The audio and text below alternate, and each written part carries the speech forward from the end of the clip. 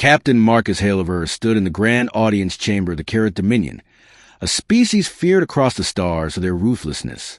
Their queen, Celine Var, sat upon a throne of black crystal, her robes like molten silver. Her crown was a lattice of bone, her eyes a burning violet. Around him, hundreds of alien nobles watched from gilded balconies, whispering in their strange tongue. They despised him. To them, Marcus was nothing more than a fragile mammal, an animal who had somehow cheated death and outwitted their fleets. But war had ended in a stalemate, and a treaty had to be signed. The Queen's voice carried like a song sharpened into steel. Human, you fought with cunning, not strength. You bled, but did not bow. The Dominion respects this. And so I offer you reward, a gesture of her long, jeweled hand. Servants came forth, leading trembling slaves, alien men and women of different species, chained and beaten down. Some gasped at Marcus with hollow eyes, desperate, resigned. Take them, the Queen said. They are yours. Warriors, servants, concubines. A gift for your courage. The hall erupted with approving growls and laughter. This was their way. The spoils of war went to the victor, and to them, the humans' acceptance of slaves would mark his ascent into their brutal hierarchy. Marcus's jaw tightened.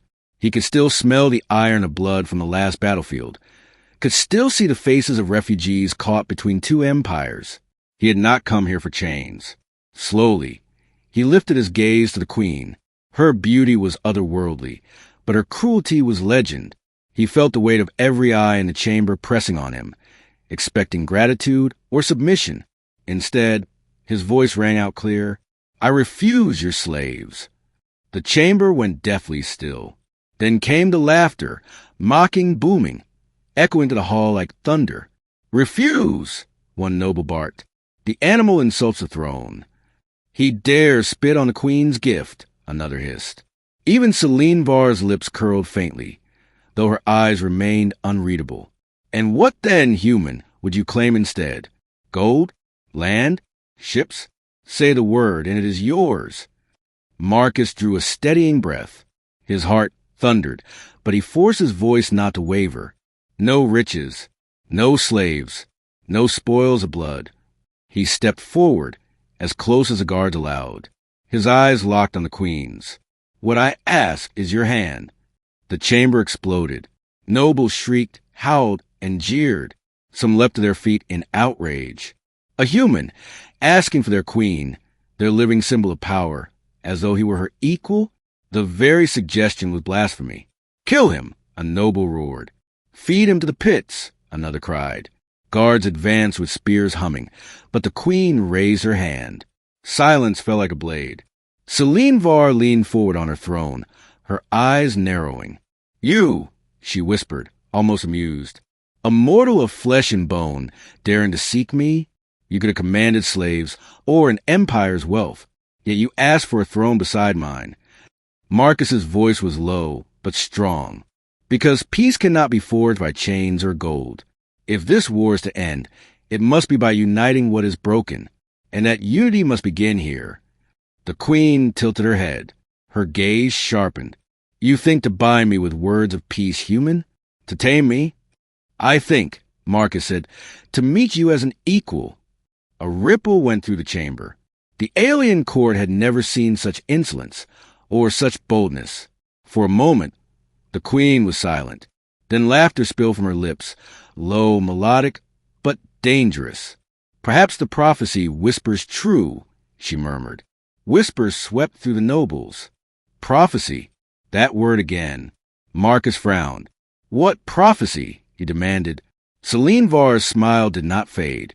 Our seers once spoke. A stranger not of our blood will refuse our spoils, and in his refusal, demand the throne. His choice shall carve the Dominion's fate, in fire or in union. The chamber trembled with unease. Marcus's heart pounded. He hadn't known of this prophecy, but now it wrapped around him like a net. He could see the danger in every alien face. Some feared him, others hated him, but all would kill him if the Queen gave the word. Celine Var rose from her throne. She moved like flowing steel, descending the steps until she stood before him, taller than any human, radiant and terrible. Her voice lowered, meant for him alone.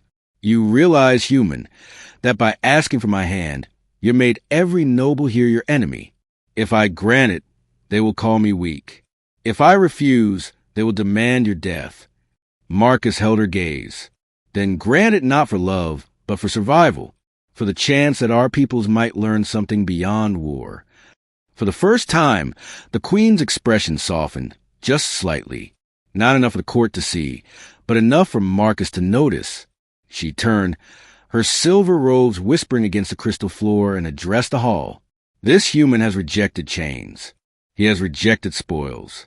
He asks instead for my hand. Roars of outrage erupted again. The queen lifted her staff, and silence crashed down. By prophecy, his words carry weight. I will not grant his request. Marcus felt a blade twist in his chest. The nobles cheered wildly, jeering at him, spitting curses. But then the queen raised her hand once more. Yet I will not kill him. Not today. Her violet eyes glowed, fixing on Marcus. He has earned something greater than death. He has earned destiny. Let him return to his people. Let him carry this mark. She drew a knife of black metal across her palm and pressed the bleeding hand to his chest. A searing pain burned into his flesh, etching a mark that glowed crimson through his shirt, so that when the time comes, all will know him as the one who dared. The chamber erupted in murmurs. Some called for his execution still, but none dared disobey her decree. Marcus staggered back, clutching the burning mark. He had failed to secure her hand, but in that refusal, something had shifted. The prophecy had been set in motion, whether he wished it or not. As guards escorted him out, the queen's voice echoed after him, quiet but unmistakable. Remember this, human, you have not lost. You have begun. And with that, Marcus Hale left the Dominion's throne world, not with slaves, not with wealth, not with the queen at his side, but with a destiny bound in blood and fire, a destiny that would return to claim him,